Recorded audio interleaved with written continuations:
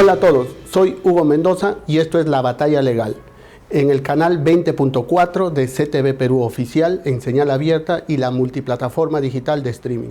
El día de hoy vamos a tratar el caso de Susana Villarán y el grande daño que ha hecho a la ciudad de Lima en los actos de corrupción en las que se vio involucrada el haber recibido sobornos de las empresas OAS y Odebrecht por los proyectos Rutas Nuevas de Lima y Línea Amarilla. Para ello hemos traído como invitado al doctor Fernán Altuve, quien conoce este caso y nos va a detallar cómo es que estos actos de corrupción terminaron afectando no solamente en estos proyectos de gran envergadura que servían para la ciudadanía, sino también en la política de nuestro país. Muy buenas tardes, doctor Fernando Altuve. Muchas gracias por la invitación. Mucho gusto y gracias por aceptar la invitación. La primera pregunta que le quería hacer era cómo estos actos de corrupción de una persona que se decía que no tenía ningún acto del por cual reprocharla, finalmente terminó aceptando, porque ya las pruebas que existían en su contra eran abrumadoras, terminó aceptando que recibió sobornos por parte de estas constructoras que actualmente se saben corruptas. Bueno, hay dos etapas en la gestión de Susana Villarán. Una etapa primera de una enorme ineficiencia y una etapa segunda que se inicia cuando se admiten las firmas para la revocatoria. Y es en esa segunda etapa donde lo que era enorme ineficiencia e incompetencia se vislumbra ya como corrupción, como direccionalidad de acciones de gobierno destinadas a favorecer a determinado tipo de empresas o proveedores del Estado, en este caso de la municipalidad. En ese momento ya no queda ninguna duda de que esos favorecimientos están condicionados por un beneficio que al final de cuentas, por la abrumadora evidencia, termina condicionando a que la exalcaldesa reconozca y acepte confesando sus culpas. Claro, justamente lo que usted señala es algo muy importante. Esas coordinaciones que en el argot penal o en la técnica jurídico-penal se conocen como delitos de colusión. Esto es, ¿qué está imputando actualmente la Fiscalía para que conozcan todos? Que Susana Villarán, como exfuncionaria, exalcaldesa de Lima Metropolitana, se habría concertado, se habrían puesto de acuerdo con funcionarios de las empresas Odebrecht y OAS para que puedan beneficiarlo en los proyectos Nuevas Rutas de Lima y Línea Amarilla. Y es producto de esa concertación que ella favorece a estas empresas para que así puedan hacerse y tener mejores beneficios en estos proyectos. Por eso se imputa colusión, el haberse puesto de acuerdo con estos funcionarios de estas empresas privadas. Y por esa colusión, como usted bien lo ha señalado, doctor, la alcaldesa Susana Villarán, a través, actualmente se sabe, del funcionario José Miguel Castro, recibió $3 millones para la no revocatoria, y que además se sabe que de estos $3 millones también fueron a parar algunos millones para el señor Fabre, que era su publicista. Por eso es que se le imputa colusión, y como ha habido también involucrada a muchos funcionarios, se les está imputando el delito de asociación ilícita para delinquir. Y aquí tendríamos que hacer un pequeño paréntesis. ¿Por qué la Fiscalía le imputa asociación ilícita para delinquir y no organización criminal? Se preguntarán algunos. Porque lamentablemente, para esa fecha y para favor de Susana Villarán y todos los involucrados en este caso, el delito de organización criminal recién entra a regir en el año 2016 y en los hechos por los cuales se la investigan y se la acusan es hasta el 2015. Y aquí quiero hacerle la pregunta, doctor. Se le imputa, si bien es cierto, no organización criminal, pero sí asociación ilícita, que es una figura, se podría decir, previa a la organización, porque esta asociación ilícita con el tiempo fue evolucionando, fue, si se quiere, por la jurisprudencia de nuestra Corte Suprema, mejorando, aumentando los comportamientos, que hasta finalmente, en la actualidad, tenemos en el Código lo que se llama el delito de organización criminal. Pero en el fondo hay algo en común. Una asociación es cuando varias personas se ponen de acuerdo para cometer delitos. ¿Usted considera que en este caso existe un delito de asociación criminal?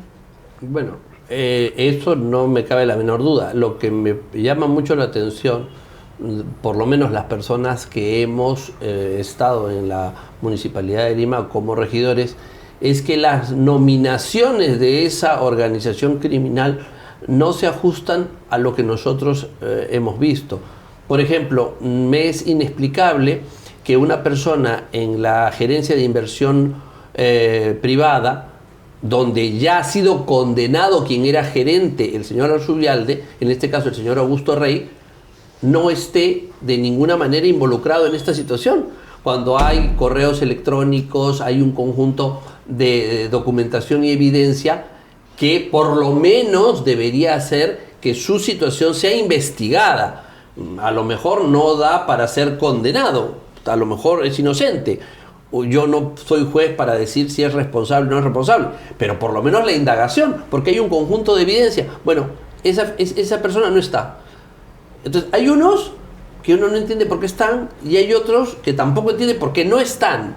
Entonces, el problema no creo que es la asociación criminal, o en este caso la asociación ilícita, sino por qué unos sí y otros no. Y ahí parece que habría habido una especie también de debilidad en la Fiscalía para la identificación de todos los que son o la exclusión de todos los que no deben ser.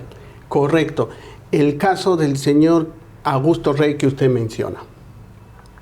Como usted bien lo ha señalado, existen correos de coordinaciones para los pagos. Y esto que nos evidencia también, que no solamente ha sido Augusto Rey, sino que estos pagos ilícitos no hubieran sido posibles sin la participación de todo un grupo de personas que finalmente lograron que ese dinero entre a las manos de Susana Villarán y finalmente ella lo termine usando para pagar su marketing publicitario y todo lo demás en la no revocatoria y también en la reelección. Y es por eso que se le imputa también, además, el delito de lavado de activos. Esto es, el haber usado un dinero ilícito de fuente ilícita que, como conocemos en este caso en la actualidad, provinieron de la caja 2 de Odebrecht y OAS, que son dineros producto de la corrupción. O sea, la fuente ilícita del dinero está acreditada. Y ahora, ¿cómo Susana Villarán convirtió ese dinero? ¿Cómo lo inyectó al sistema económico legal? Con los pagos de su marketing publicitario para la no revocatoria y la reelección. Desde ese punto de vista también le quería preguntar, doctor, desde su conocimiento y especialización, esos pagos que se han hecho a estas empresas de marketing y publicidad, ¿también no estarían involucrados en los delitos de corrupción? Bueno, ahí también habría que identificar quiénes han sido las personas que han recibido ese dinero para distraerlo, para usarlo para otros fines, quienes han sido también las personas que se han servido o se han sumado dentro de la corruptela para la publicidad indebida o equivocada, asesores de prensa, etcétera, que tampoco están involucrados cuando han sido personas que han tenido una participación directísima en toda la estructura criminal que se ha organizado para estos fines. Una participación activa, ¿no? Una participación activa. Y aquí hay un reto para el Poder Judicial, para este caso. ¿Se puede decir que aquellas personas que recibieron esos pagos por el servicio de marketing publicitario también son autores del delito de lavado de activos? Y aquí hay algo muy importante y por eso decía el reto del Poder Judicial y de la Fiscalía de demostrar. Tendría que demostrar que esas personas que recibieron el pago sabían que venía de fuente ilícita. Porque el delito dice cuando tenga conocimiento o presuma el origen ilícito del dinero. Si no logras superar esa valla, muy difícilmente, a pesar de que puedan haber tenido conocimiento de ese origen ilícito, pero si no se demuestra, no van a poder lograr siquiera alguna sanción para estas personas. Pero con esto quiero dejar una idea bien clara. Para la alcaldesa Susana Villarán, para ella sí está claro el conocimiento, porque ella sí sabía de dónde provenía el dinero. Ella ha confesado. Y más aún ella ha confesado. Entonces, ese conocimiento del origen ilícito y nada menos para beneficiarle en proyectos de la Línea María y Rutas Nuevas de Lima, entonces queda claro que ella sí conocía perfectamente de esos dineros ilícitos y al inyectarlos en esos pagos estaba cometiendo claramente el delito de lavado de activos. Yo creo que en el caso de ella no cabe duda. Lo que queda extraño es por qué unos han salido y a otros se les ha dejado en ese conjunto. Y ahora nuestras fuentes, doctor, a propósito de lo que usted dice, hay algunas personas por los cuales la Fiscalía también estaría pidiendo el sobreseguimiento. Este es el archivo de algunas personas para este caso. En otras palabras, no los está acusando por determinados delitos y no sé si algunas personas también los está sacando del caso. Bueno, es como le digo, para mí ahí está todo lo extraño, porque personas que debieron estar por su evidente participación, por su evidente, digamos, actuación en ese entorno, sin acusarlos, pero sí para que sean deslindadas sus responsabilidades, no están. Personas cuya participación era totalmente tangencial y es evidente que van a tener que salir porque se les ha metido en algo donde no tenían una participación directa o visible, pero eso los han colocado y obviamente van a terminar saliendo. Entonces, ¿cómo se ha hecho esta distribución de responsabilidades más allá de las cabezas? Y yo creo que aquí hay una estructura en el Ministerio Público equivocada en principio, y es: el Ministerio Público va y busca al político inmediatamente, sea el alcalde, sea el candidato, sea el congresista, sea el jefe de Estado, el ministro, lo busca. Y encapsula el problema en ellos como si no existiese una relación hacia abajo de operadores imprescindibles para que el acto de corrupción se haya materializado. Y eso no puede ocurrir, porque curiosamente, contrariamente a lo que se pudiera pensar, las figuras visibles de la política que están inmersos en actos de corrupción tienen muy difícil participar de manera directa en los actos preparatorios o consumatorios del delito. Tienen cómplices imprescindibles. Y resulta que se le carga la mano acá y se suelta la mano acá. Y entonces eso da una imagen de que no es una investigación seria, de que no es una investigación profunda, o que hay gente que se está saliendo, que se está escapando, que no está entrando, y que puede al final tener una responsabilidad mucho mayor que la de un regidor o que la de un, político de segundo orden.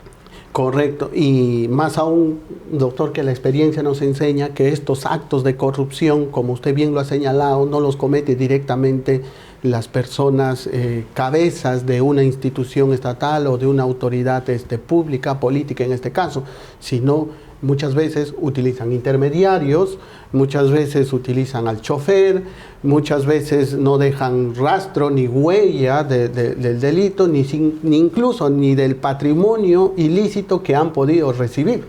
Porque actualmente, en este caso de Susana Villarán, se habla que recibió un promedio de 6 millones de dólares para la no revocatoria y la reelección, y unos 4 a 5 millones aproximadamente también para esta última campaña de la reelección, ¿no? Entonces estamos hablando de un promedio de 10 a 11 millones de dólares, y la Fiscalía solo ha podido identificar unos aproximadamente 9 millones. Entonces, por ahí está en el aire esos 3 millones. Y en los temas de lavado de activos es importante ir por la ruta del dinero. ¿Dónde están esos millones que hasta ahora no se ha podido identificar? En algún sitio se ha tenido que inyectar, en algo se ha tenido que invertir, porque se convierte, se transfieren, y eso es lavado de activos.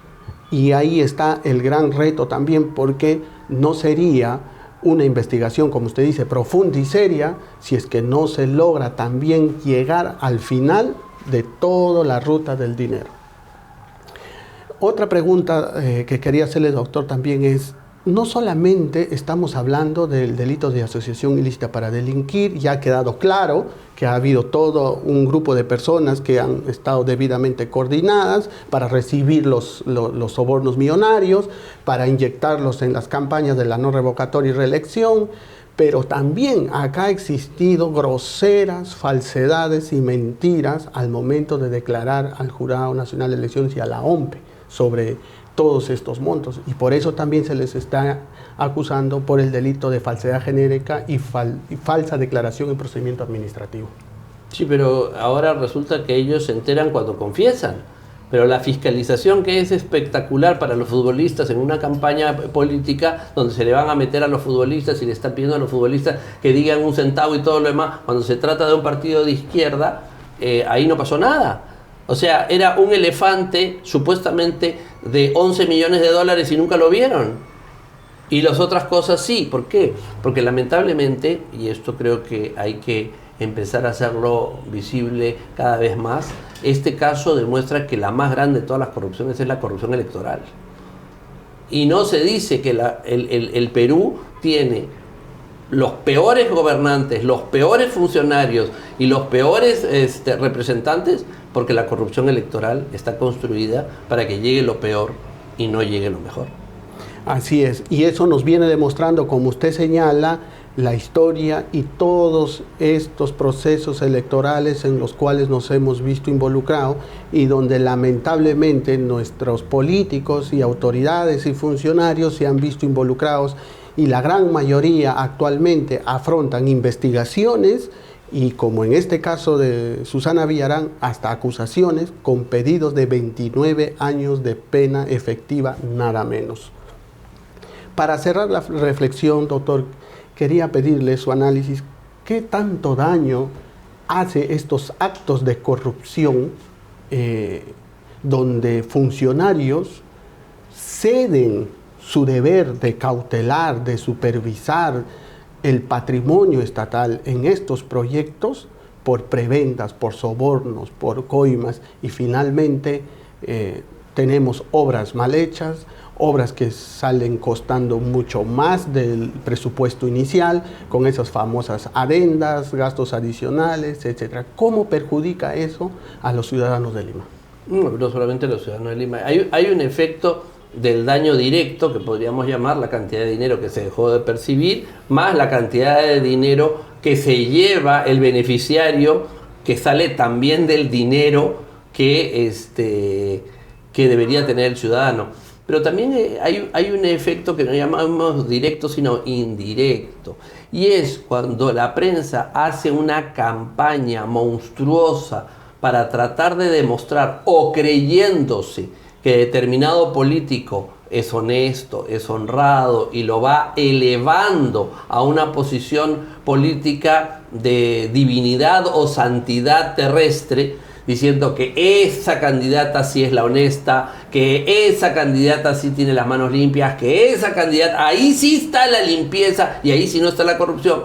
Y después encontramos con que está en el podio los más corruptos. Entonces, esas defensas propagandísticas e ideológicas de la prensa, cuando se compromete políticamente y se demuestra con el tiempo que eso no es así, tiene un efecto de desmoralización sobre toda la sociedad, porque entonces lo que se ha vendido como lo mejor se termina mostrando como lo peor, y entonces se termina haciendo muchísimo daño. No es solamente la promoción de un político más, es el que se considera el político impecable.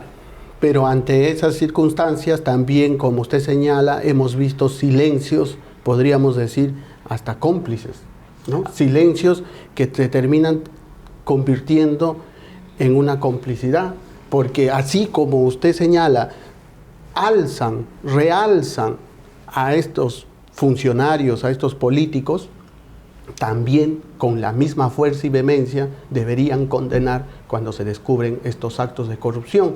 Pero vemos que esto no pasa en nuestro país. O por lo menos hacer la autocrítica de que uno sí creyó honestamente legítimamente, como puede haber pasado, de que esa persona era la persona correcta y ponerse en la misma cantidad de tiempo, en la misma cantidad de oportunidades a decir, me equivoqué, creí que esta persona estaba bien, era correcta, lo hemos visto con el señor Castillo, el dictador Castillo, y no, me equivoqué. Pero cuando no viene la autocrítica, entonces lo que está demostrando es que no había equivocación, sino que había intencionalidad y que no importa el resultado, si salió mal o no, porque el objetivo era ganar políticamente y no colocar a una persona legítima, correcta, como se hubiera creído. Se sabía que no era, pero igual no importó, porque el objetivo ya no era un objetivo de decencia, sino un objetivo de política. Y otro tema para reflexionar finalmente, doctor, es la lentitud que algunos sectores han estado reclamando en la investigación, en el cierre de la investigación, en el requerimiento de acusación de este caso, porque se dice que ya con las delaciones premiadas, con estas declaraciones de los colaboradores eficaces, cuando se tenía el dinero claramente lo que se había entregado como sobornos, incluso se tenían hasta los codinomes de Susana Villarán. A ella se le había puesto Careca y al señor José Miguel Castro Budián. Entonces, teniendo todas estas evidencias, todos estos elementos de prueba, si se quiere, ya recabados, también se cuestiona del por qué de alguna manera se estancó esta investigación. Ahora, si bien es cierto, tiene una acusación, pero también viene desde el año pasado sin lograr terminarse este control de acusación por parte del Poder Judicial, y vienen, si más no recuerdo, según las fuentes que nos han informado, con un probable de 2 a 3 reprogramaciones sin concretarse, sin terminarse. Bueno, ahí creo que hay dos elementos. Primero, un elemento en el cual la Fiscalía ha hecho un trabajo evidentemente con deficiencias de la operatividad. Y segundo, el Código Procesal Penal nuevo, que en el fondo es una monstruosidad, porque está lleno de formalismos que lo único que hacen es dilatar y dilatar. En vez de ser un código finalista, es un código formalista. Este es un código que fue diseñado en sus etapas iniciales en el año 2000. Yo fui presidente de la Comisión de Reforma de Códigos, lo mandé al archivo. Me alegro muchísimo de haberlo mandado al archivo, porque lo que está demostrando es que no es un código finalista, sino que está operativizando formalidades y formalidades que sirve para la dilación y la dilación y la dilación, y no se va al fin del problema. Hay que cambiar este código procedimental penal y hay que ir a procedimientos directos, a ejecutivos con economía procesal que sancionen rápidamente a los delincuentes y que no les estén dando oportunidades para que estén desnaturalizando los procedimientos. Este sistema no funciona. Hay que acabar con los códigos caviares. Además, este código que usted critica también tiene salidas alternativas, salidas de simplificación procesal, y que vemos que en este caso no se han utilizado. Bueno, gracias, doctor, por haber aceptado esta invitación. Ha sido muy importante reflexionar con usted. Este caso de Susana Villarán es un caso, llamámoslo así, importante para todos los ciudadanos, y debemos seguir de cerca, y lo vamos a seguir de cerca, para ver cómo se desarrolla finalmente en ese juicio oral que todos esperamos. Vamos a una pausa comercial. Estamos en CTV Perú Oficial, en los 20.4 de señal abierta.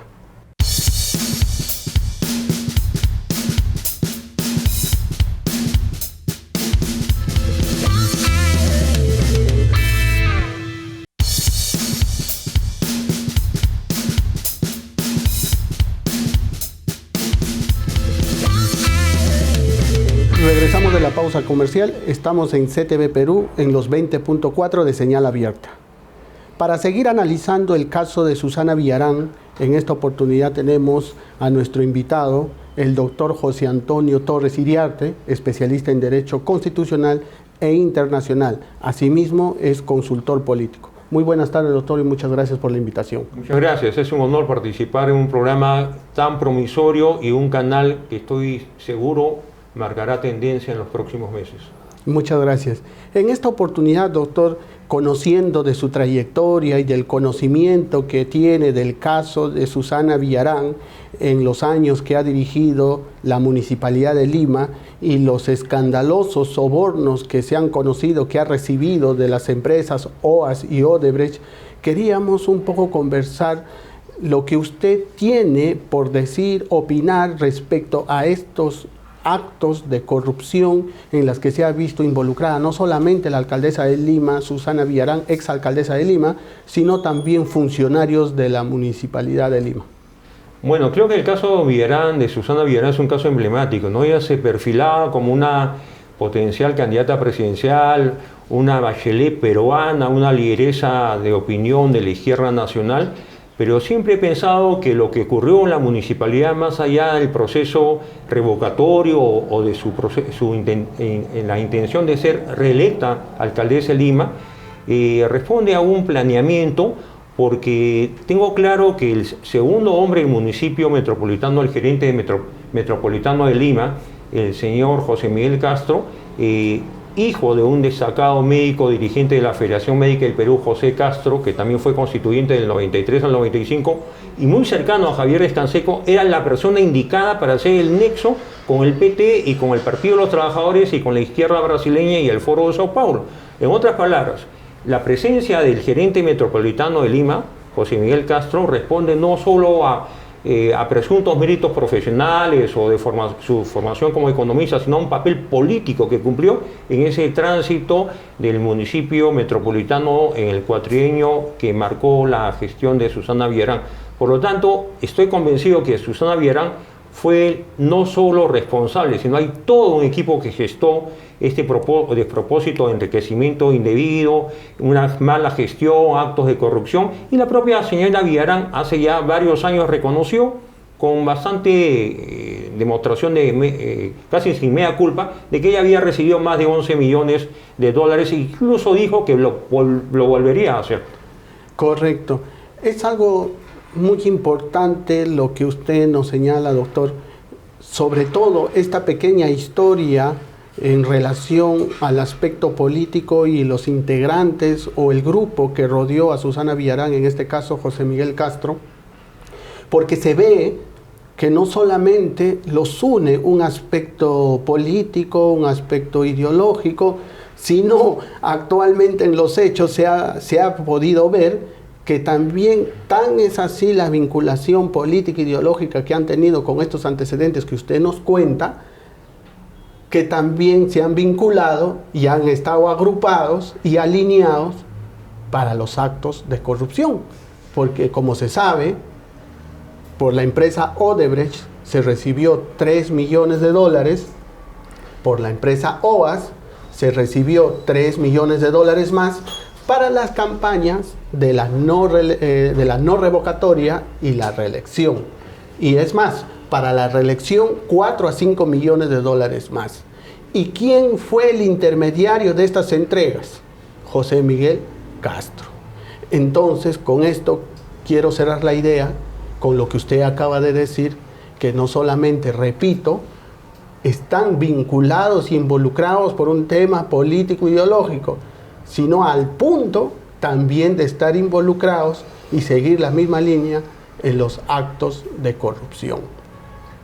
Y actos de corrupción, como usted ha señalado, que la propia Susana Villarán, con todos los elementos probatorios, con todas las evidencias, y elementos probatorios que se han recabado en su contra, no tuvo otra salida que reconocer que recibió dichos sobornos. Por eso actualmente la están acusando y se está pidiendo 29 años de prisión efectiva para que pueda ser llevada a juicio y finalmente condenada con todos estos elementos probatorios que se ha recabado. Además, la acusan por el delito de lavado de activos. Esto es, estos millonarios sobornos que recibió los canalizó, los inyectó en los pagos de marketing publicitario. Una forma de ingresar dineros ilícitos, de origen ilícito, claramente probados, porque como usted sabe, doctor, esos dineros, esos sobornos que recibió Susana Villarán a través de José Miguel Castro fueron de la Caja 2. Ahora se conoce por las delaciones de los colaboradores eficaces que eso provino de la Caja 2, fuente ilícita. Y con eso se inyectó con los pagos de publicidad para estas campañas de la reelección y el no a la revocatoria. Así es. Bueno, se entiende que esta entrega de dineros por sumas millonarias significativas no solamente cumplió un propósito proselitista, un propósito de ganar adeptos, seguidores o poder impedir la revocatoria de la señora Villarán en el 2014. Cumplió otro objetivo, favorecer a las empresas, favorecer a Odres, a OAS y otras empresas brasileñas de una manera totalmente irregular, con la abierta complicidad no solo del gerente de Lima Metropolitana, sino de directivos del municipio, funcionarios del municipio y además los propios regidores del movimiento que lideraba la señora Villarán. Por eso me llama la atención que se comprendan algunas personalidades que fueron de esta trama que se gestó en el municipio metropolitano, pero se ignore la participación, por ejemplo, de Anel Tausen. Anelena Tausen tuvo un papel protagónico en la campaña de la revocatoria en el 2014. La propia señora alcaldesa Villarán señaló que cualquier donativo, cualquier donación, cualquier aporte o contribución a la campaña tenía que canalizarse a través de Anelena Tausen, que fue vocera en la campaña, ¿no? Y además gestora de la caja y del manejo y administración de los fondos, supuestamente recaudados, se decía, con rifas, polladas, venta de polos, llaveros en las calles de Miraflores, ¿no? Y ahora que se conoce fehacientemente que se recibieron millones de dólares, creo que es bastante difícil pensar que todo ese dinero se gastó en las campañas por la revocatoria o la reelección en el 2014, de tal modo que considero que había la figura delictiva que se conoce como lavado de activos, ¿no? Ha habido desvío de fondos y ha habido favorecimiento a determinadas personas. Y hay una serie de funcionarios, incluso periodistas o comunicadores, como Paolo Gas, que tienen que responder ante la justicia por actos que están reñidos, en mi concepto, por lo menos con la forma habitual de proceder de un comunicador al servicio de un municipio metropolitano. De tal manera que espero que la justicia actúe con prontitud, celeridad y sobre todo comprenda a todos aquellos que han estado política y penalmente involucrados en estos actos delictivos, ¿no? Correcto. Quiero resaltar algunas ideas que usted nos acaba de brindar para poder dar una pequeña conclusión de este primer análisis. Usted señala que no solamente estos sobornos se han inyectado al sistema económico legal para configurar el delito de lavado de activos, sino también, como bien acaba de señalar, esto ha sido por una prebenda, por un intercambio de favores, con la finalidad de favorecer a las empresas OAS y Odebrecht en proyectos de obra pública. Y por eso se le está acusando por el delito de colusión. Se han puesto de acuerdo funcionarios de la Municipalidad de Lima, en este caso la alcaldesa Susana Villarán, con funcionarios públicos, con particulares en este caso, que son las empresas, para favorecerlos en estos proyectos. Línea María y proyectos nuevos Ruta de Lima. Por eso es que le imputan el delito de colusión. Así es. Además, otra idea que usted ha señalado y es muy importante también resaltar. Como usted acaba de señalar, aquí mínimamente las personas que han estado alrededor de Susana Villarán, como la señora que acaba de mencionar o las dos señoras que acaba de mencionar, mínimamente debió tenerse una alerta cuando se es tesorero, cuando se recibe dineros para poder organizarlos como función de tesorera, contador, etcétera. Cuando se inyecta un dinero o se declara o se percibe grandes cantidades de dinero, uno, por sentido común, pregunta cuál es el origen del dinero. Totalmente de acuerdo.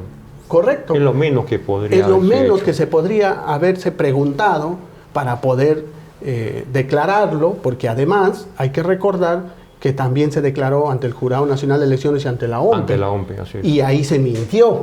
Se hizo rendición de cuentas. Se hizo rendición de cuentas. Conforme y en esa rendición de cuentas se mintió. Así es. ¿Por qué? Porque también se le acusa por el delito de falsa declaración en procedimiento administrativo. Así es, falsos aportantes Yo recuerdo que la señora Villarán compareció ante una comisión del Congreso y dio una lista de aportantes. Luego se ha verificado que esos aportantes no hicieron tales transferencias de dinero y trató de explicar que a través de actividades populares, ¿no?, como polladas y otras actividades similares, había recaudado importantes sumas de dinero. En realidad, la campaña a todos nos llamó la atención, era muy bulliciosa y demasiado frondosa, si cabe la expresión, en términos publicitarios, con la presencia de líderes de opinión, actores, actrices, que en ese momento tenían un papel estelar en una serie televisiva con amplia audiencia nacional. Y valgan verdades, yo pienso que una persona de la trayectoria de Annalena Tausen, que ha militado en varios partidos políticos, que ha tenido papel de ministra de Estado en el gobierno del presidente Toledo, que ha sido además congresista y ha tenido a cargo tareas de investigación en una comisión del Congreso, le podía llamar la atención el ingreso y en todo caso el gasto excesivo día a día y semana a semana en la intensa campaña para que no sea revocada Susana Villarán a inicios del 2013. De tal modo que creo que hay cierto sesgo cuando se comprende a unos y se excluye a otros. Debe ser comprendida definitivamente a Annalena Tausen, ¿no?, que hace años que no escuchamos una versión de ella, una declaración de ella, una aparición pública, y además debe también ser comprendido el señor Segarra, que era un importante regidor metropolitano, y otros funcionarios que ahora han pasado a un segundo plano y que incluso algunos de ellos se han reciclado políticamente, como el mismo señor Guerra García, que lo veo declarando sobre los temas de los corredores metropolitanos o sobre los temas de transporte público masivo, cuando tiene también que por lo menos dar su versión de lo que aconteció en la gestión municipal de Susana Villarán, ¿no? Correcto. Doctor, de acuerdo a su experiencia, estos actos de corrupción que finalmente terminaron manchando estas dos obras, Línea María y Proyectos Nueva Ruta de Lima, ¿cómo terminaron perjudicando estas obras? ¿Cómo terminaron perjudicando el patrimonio de la municipalidad y en general el patrimonio estatal? Y finalmente, los que pagamos los platos rotos somos todos los ciudadanos. Bueno, los más afectados son los ciudadanos, son los usuarios todos los días que están pagando sumas muy onerosas por el peaje, ¿no? En realidad, antes tuvimos en municipio metropolitano una empresa municipal de peaje, MAPE, ¿no?, que pudo, digamos, administrar fondos y hacer viable algunas obras de impacto social en Lima metropolitana. Pero a través de estas concesiones se entendía que las concesiones iban a transformar la ciudad, modernizarla, facilitar el transporte público y privado, pero lo que ha significado es un lucro negocio para Odres, para OAS, para Camargo Correa y otras empresas, de tal modo que la mala gestión de Susana Villarán, que nunca tuvo capacidad para poder gerenciar la municipalidad ni para liderar un proceso transformador de Lima metropolitana, como lo anunció en su campaña, y la corrupción demuestran pues la incapacidad de la izquierda nacional, que a pesar de los fondos generosos provistos por las empresas constructoras brasileñas bajo la aureola del Partido de los Trabajadores y de Lula, han sido en líneas generales nefastos para la gestión y para la ciudad de Lima, que tiene hoy más de 10 millones de habitantes, ¿no? Y esto es importante porque, para que puedan entendernos el público que nos está mirando, estos actos de corrupción, ¿por qué terminan minando nuestro sistema de administración pública? Porque las personas involucradas en actos de corrupción, como en este caso que estamos analizando de la exalcaldesa Susana Villarán, cuando recibe sobornos a cambio de favorecer, como lo llaman en el derecho penal, cuando cometen delitos de colusión, se colude funcionario con particular a cambio de favorecer en una contratación, en una licitación pública a estas empresas particulares, lo que está haciendo en buena cuenta el funcionario es comprometiendo sus funciones, su deber, su obligación de cautelar y proteger el patrimonio estatal, pero no solamente eso, sino también de controlar, supervisar los deberes y obligaciones que tiene como funcionario, controlar, supervisar de que toda obra, de toda licitación, todo proyecto público se haga de la mejor manera. En otras palabras, que cuando yo como funcionario, cuando no estoy involucrado en actos de corrupción, pueda tener la total independencia y libertad de poder cuestionar, supervisar, sancionar lo que se conoce en las contrataciones públicas, imponer penalidades, etcétera, etcétera, cautelando el patrimonio estatal y cautelando que la obra se haga de la mejor manera en beneficio de la ciudadanía, que finalmente son los que eligieron a estos funcionarios. Pero como estoy involucrado en actos de corrupción, como ya comprometí mi función, la vendí prácticamente al particular, simplemente hago de la vista gorda, veo que se está haciendo mal, veo que se está comprometiendo el patrimonio público y no hago nada porque ya vendí, repito, mi función. ¿Es así, doctor? Sí, definitivamente, ¿no? Así como un medio de comunicación vende su línea editorial y en los años del más oscuro montesinismo, en los años 90, hubo medios que se entregaron y entregaron su línea periodística al servicio de la dictadura de los 90. Del mismo modo, usted con propiedad dice que en el campo penal y en el campo de la gestión pública, un funcionario que recibe sobornos, entregas de dinero, sea para una causa política, proselitista, una campaña electoral, de alguna forma ya se siente atado y comprometido a ciertas obligaciones con la otra parte, que las han puesto en evidencia, porque si uno revisa la gestión de la señora Villarán, con sus actos administrativos, con las decisiones que tomó el municipio y la gerencia metropolitana, se favoreció abiertamente a empresas brasileñas que habían sido aportantes, donantes y que habían entregado sumas significativas de dinero a favor del municipio, a favor de la señora Villarán y su partido político, ¿no? Y tenemos como conclusión, producto de esos acuerdos colusorios, producto de esos sobornos, obras muchas veces mal hechas, obras sobrevaloradas que finalmente no terminan beneficiando a la ciudadanía. Definitivamente, creo que en la gestión pública moderna lo que importa en toda inversión pública, en toda ejecución de una obra es el impacto social, lo que se conoce técnicamente como la rentabilidad social. ¿A cuántas personas estoy beneficiando con un proyecto de inversión, con una obra pública, en el caso de saneamiento, titulación o transporte público masivo? De tal modo que si uno analiza ya varios años después de haber concluido la gestión nefasta de Susana Villarán, la ciudad de Lima perdió, la ciudadanía se ha visto afectada y va a seguir siendo afectada en los próximos años porque los contratos son onerosos y gravan el futuro de la ciudad de Lima. Correcto. Y también para abarcar este punto que no quería dejar suelto, en la acusación que existe actualmente en este caso contra la exalcaldesa Susana Villarán y otros funcionarios y particulares, también la Fiscalía está pidiendo como sanción para las personas jurídicas su liquidación.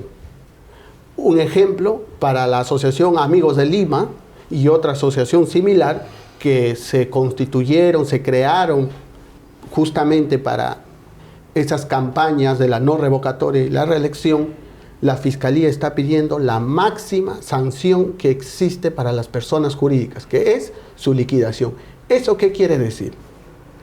Que cuando se pide una máxima sanción como es la liquidación de una persona jurídica, es porque en buena cuenta, en la experiencia profesional que uno tiene en estos casos en materia penal, es porque se concluyó o se tiene bastante claro y con pruebas de que esa empresa fue creada única y exclusivamente para lavar dinero, para cometer actos de corrupción, para cometer delitos. En otras palabras, fue una empresa de fachada. Como no tenía un sentido real de su existencia, sino solamente fue una apariencia para cumplir un fin ilícito determinado, por eso no sirve que siga existiendo dentro de la sociedad, dentro del tracto comercial que pueda desarrollar conforme a sus actividades, y simplemente se pide su liquidación. Y eso también es un dato importante porque demuestra que han estado tan organizados, según la Fiscalía y su acusación, tan organizados al punto de crear este tipo de organizaciones para lograr sus fines ilícitos como se ha venido demostrando. Ciertamente. Amigos de Lima tuvo un papel muy activo en la campaña proselitista y supuestamente eran personas bien intencionadas, generosas, dadivosas, que estaban apoyando la gestión y la no revocatoria de la señora Villarán, pero ahora entendemos qué papel cumplían, ¿no? Eran aparentemente una asociación que supuestamente aportaba fondos, pero en realidad cumplían una finalidad dentro del plan de campaña y dentro del plan de esta organización criminal, porque no hay que olvidarnos que aunque a muchos les resulte doloroso y a otros no les guste, Susana Villarán lideró una verdadera organización criminal. Correcto. Las fuentes que tenemos nos han comentado que esta asociación Amigos de Lima, y aquí tiene un reto la Fiscalía frente a la etapa intermedia, al control de acusación que va a empezar a enfrentar en el juzgado y probablemente un juicio, porque este caso tiene todas las evidencias para pasar a juicio oral.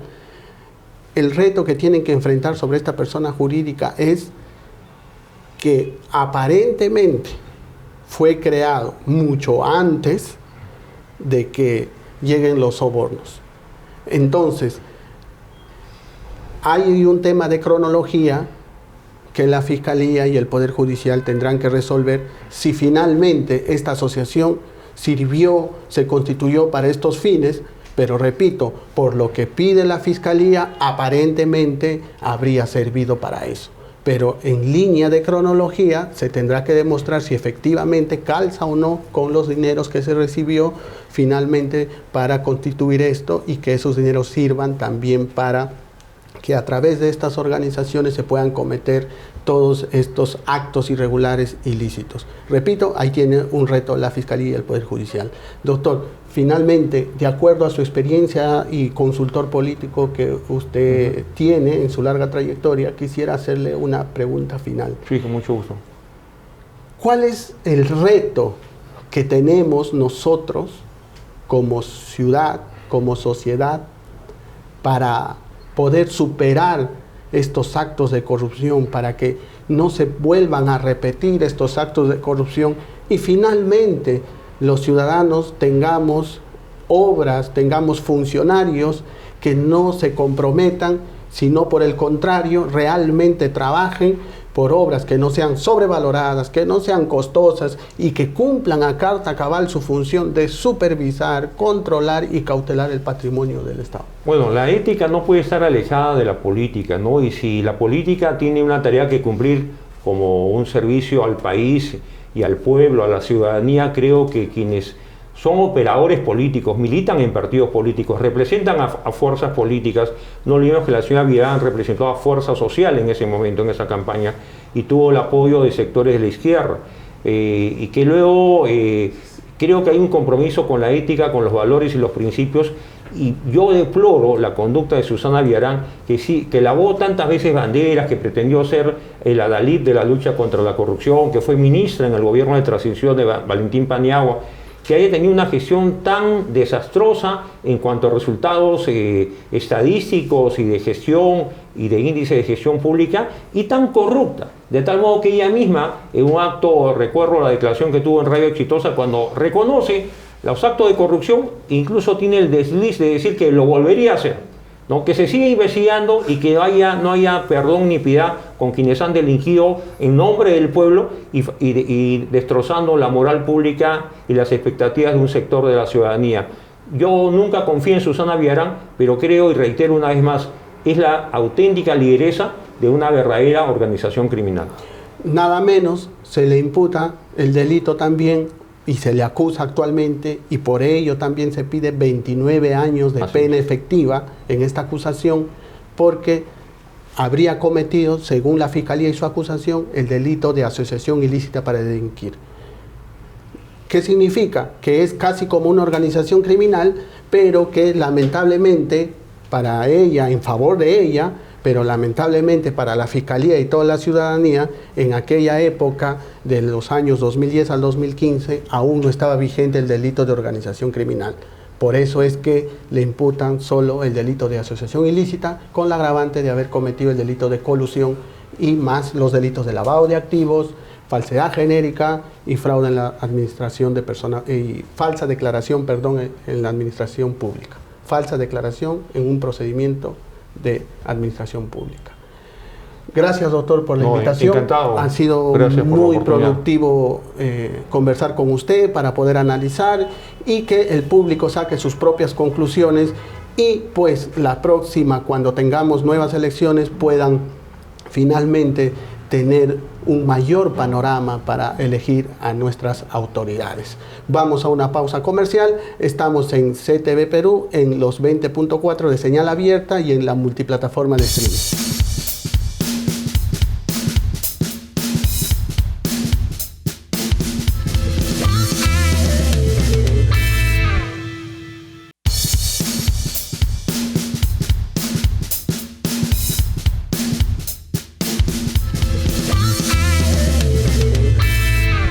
Regresamos de la pausa comercial.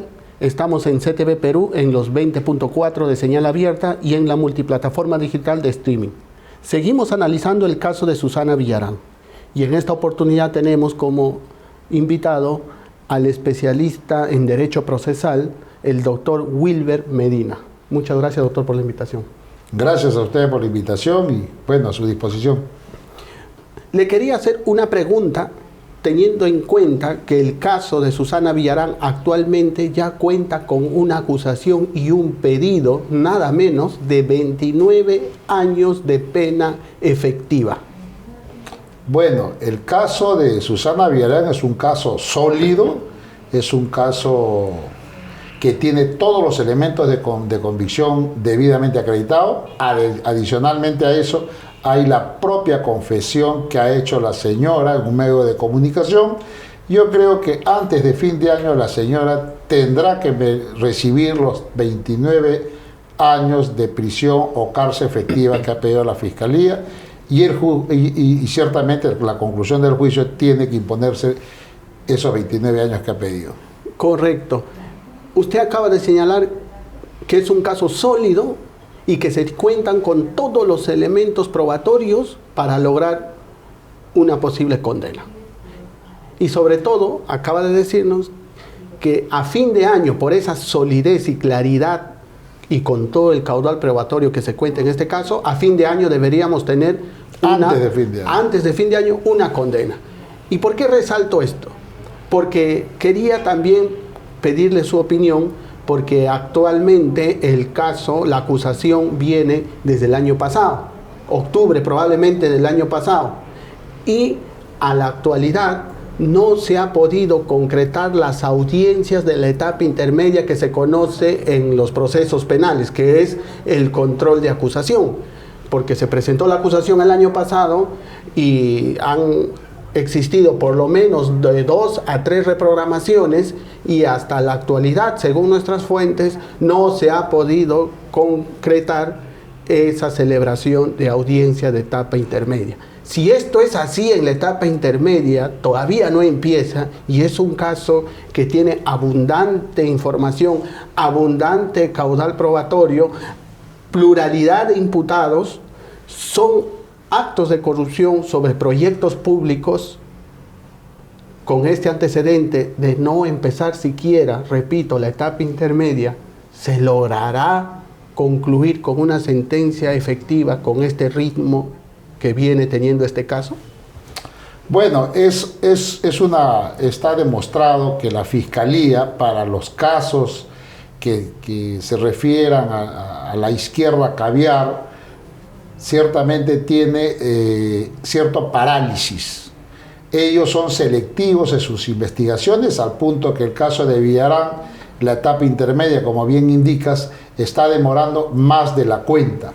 Eso hay que llamar la atención de la fiscal de la Nación, del señor José Antonio Fernández Gerí, que es el jefe de la autoridad de control del Ministerio Público, para que llame al orden a todos estos fiscales y que se dediquen a investigar con la rapidez que se necesita y se requiere, y no estén en los sets de televisión perdiendo tiempo. Los fiscales y los jueces tienen que estar en sus despachos produciendo, investigando, juzgando, condenando y no en los sets de televisión. Perú es el único lugar del mundo donde los magistrados, ya sea del Ministerio Público o del Poder Judicial, son famosos, son conocidos, quieren declarar hombres del año, cuando eso no ocurre en sociedades democráticas donde los jueces hablan por sus resoluciones y los fiscales por sus disposiciones, sus acusaciones y finalmente por las condenas obtenidas. Ese es el baremo con lo que debe medirse la producción del fiscal. Cuántas investigaciones, cuántas acusaciones y cuántas condenas obtuvo. Y a los jueces, cuántas sentencias emitieron, pero respetando el derecho al debido proceso y sentencias que ciertamente sean confirmadas en todo caso por la Corte Suprema, y con lo cual denotaría pues que ha sido un proceso justo y es el nivel que se debe medir la producción de los jueces. No en los medios de comunicación, no con prisiones preventivas, no con entrevistas, sino con producción. Correcto. Aquí quiero resaltar dos ideas. Usted acaba de señalar muy bien que los jueces, en este caso, esta demora de realizarse la etapa intermedia que corresponde en este caso sería imputable al Poder Judicial, porque ya corresponde al juez de investigación preparatoria convocar esa audiencia y desarrollarla en el menor tiempo posible.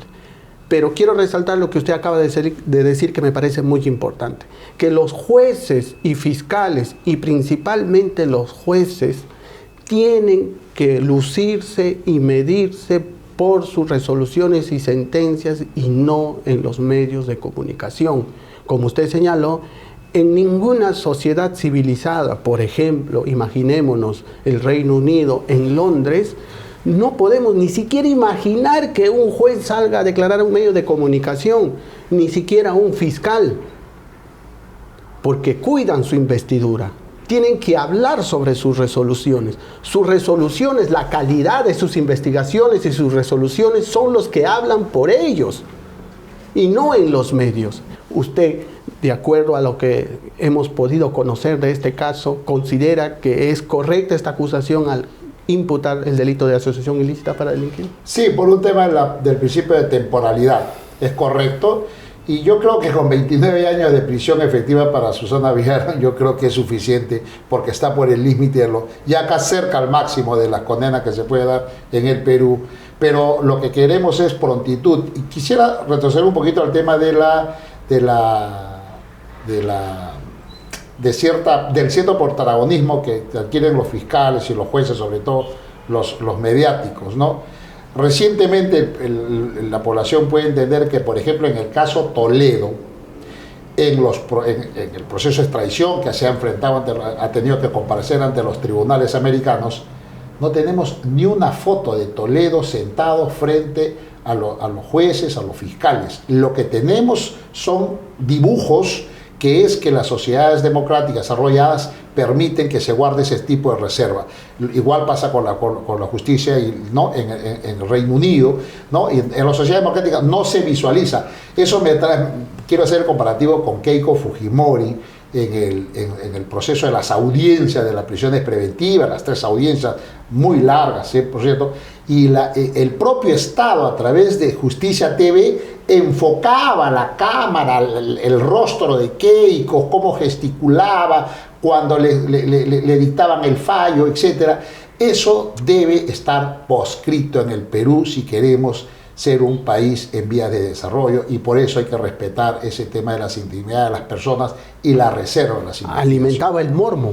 Alimentaba el morbo, ciertamente, ¿no? Y bueno, y estos fiscales, ni qué decir, y ahora uno de ellos ya quiere abandonar el barco, ¿no? Y yo estoy sorprendido que la mariscal del caviaraje, como Rosa María Palacios, ella misma se ha dado cuenta lo que nosotros, muy pocas personas ciertamente, nos hemos dado cuenta como hace 5 años que lo que estaban haciendo era puro humo y no iban a conseguir absolutamente nada, estaban creando casos falsos para que finalmente, solamente por cuestiones políticas, porque a mí no me cabe la menor duda que José Domingo Pérez y el fiscal Vela, a la cabeza, porque hay otros, no son fiscales, sino son actores políticos que fungen de fiscales. A eso se exponen, doctor, para tomar su idea, a eso se exponen nuestros fiscales los que deberían representar a la ciudadanía, los que deberían defender la legalidad, como dice el emblema del Ministerio Público, se exponen a que sean criticados no por sus investigaciones, no por la calidad de sus diligencias que desarrollan, no por la proeza y eficiencia de la investigación que puedan conducir, sino se exponen a críticas por salir a medios de comunicación. Entonces, ellos mismos son los que no están haciendo respetar la investidura que tienen como magistrados, como fiscales en este caso, que conducen una investigación. Porque como bien ha señalado nuestro invitado y conocemos todos, aquí tenemos la confesión de la propia exalcaldesa de Lima, Susana Villarán, porque ella confesó en un medio de comunicación de que sí recibió esos dineros. Lo llamó error, pero no es un error, sino es un acto de corrupción de funcionarios y por lo tanto creo que este caso va a terminar. Hay dos casos, disculpa que interrumpa, hay dos. Ella ha reconocido y el corruptor ha confirmado que Gareca, que es Susana Villarán, lo llamó para decirle y confirmarle que el dinero que estaba pidiendo el señor Castro en efecto era por dones suyas. Correcto. O sea, hay reconocimiento de la propia corrupta Susana Villarán, sino del corruptor también el funcionario de Odebrecht. Correcto. Con esa aclaración, amigos, estamos frente nuevamente, los vuelvo a señalar, estamos frente a un caso sólido que debe y debería terminar en una condena que está pidiendo la Fiscalía de 29 años de pena efectiva para que también sirva de ejemplo para futuros funcionarios, para que sepan que no se puede comprometer el patrimonio del Estado y sobre todo esa confianza que los ciudadanos han depositado en sus funcionarios al momento de ir a las urnas y emitir un voto. Muchas gracias, doctor, Muchas gracias a usted por haber aceptado la invitación. Ha sido una conversación muy provechosa para que nuestros televidentes puedan sacar sus propias conclusiones. Hasta aquí llegamos al final del programa. Esto es La Batalla Legal. Soy Hugo Mendoza y estamos en CTV Perú, en los 20.4 de señal abierta y en la multiplataforma de streaming digital.